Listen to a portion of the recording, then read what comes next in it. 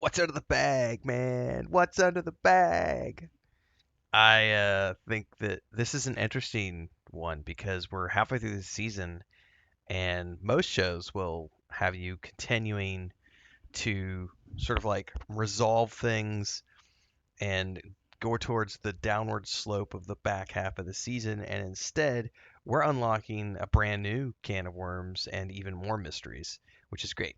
By the way, I love so first part of this is essentially um, Carol lays down to take a nap at the hospital and everybody evacuates. And she wakes up to find that Albuquerque is empty. And when she attempts to call in and find out what's happening, we get a voice on the phone. It's a recorded message saying, "We need space from you, so we have abandoned this city and left you to your own devices. If you need anything, let us know." And the voice on the phone is from Better Call Saul. I'm forgetting his name now, but the one of the head lawyers who was in Better Call Saul. Anyway, um, great. Like, I don't think he was on the phone in the previous episodes. I don't remember that being the case, but I picked up on it this one, and I was like, yeah, I remember who that is. So anyway, they've left her to her own devices because she is basically toxic to them.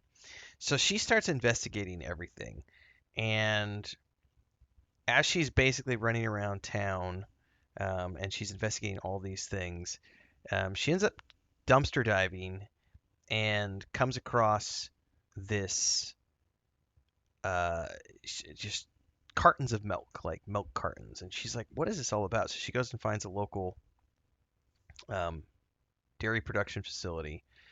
And inside, she finds out that they are not producing milk. Whatever's in these cartons is some strange substance that all of them seem to be consuming, and that's it.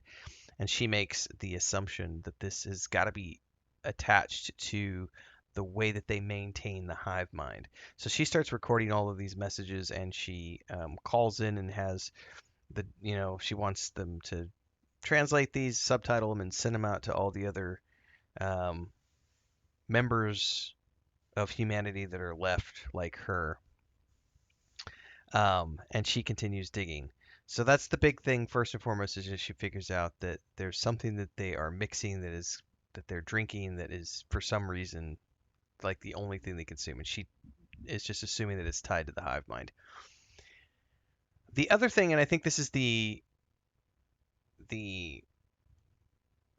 leading into the final half of the season, we're getting a bigger mystery all of a sudden, which is in the course of this investigation, the bag of like crystalline substance that they're mixing in with the water to make this substance that they drink is a barcode. And when she takes this down to the local grocery store, she goes to scan the barcode and it comes up with an error. So she ends up looking for like other bags and finds like a dog food bag with a barcode and an address on it. So she goes to that address looking for information, and inside she finds tarps covering a bunch of things on shelves. We don't know what those things are. All we know is that she goes to pick up a tarp and she looks on in shock, backs away, and then full on like screams and has a panic moment of like, and then that's like fade to black when we end the episode, which leaves us wondering what the hell was underneath the bag.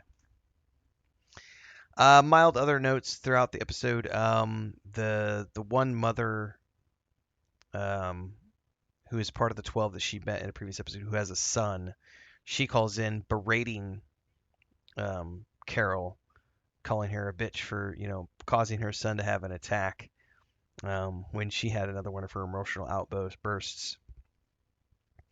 Um, so, yeah, I mean, I think at the moment, if you go on like Reddit and stuff, there are just theories upon theories upon theories about what's going on. I like this one. My theory is the hive mind is a parasite.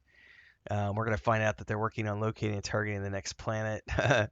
Soylent Green with a spin. Um, a lot of people are mentioning they won't kill people, and that means they therefore wouldn't. They would eat the ones maybe that die normally. Who knows? Um, uh, Someone said Carol's reaction to what was under the tarp took 19 seconds. If you lifted the tarp and saw body parts, you would immediately be horrified. You'd also react to the smell. She lifts the tarp, first has a what the fuck expression on her face, then something has to click in her head. Then she steps back for a few seconds, contemplative, and then reacts in shock. And I think that's probably someone says it's probably blue meth. Oh no. Um, yeah, I don't know. There are a lot of theories out there, and people are. This is a great water cooler show, so I'm really looking forward to seeing what we find out in next week's reveal.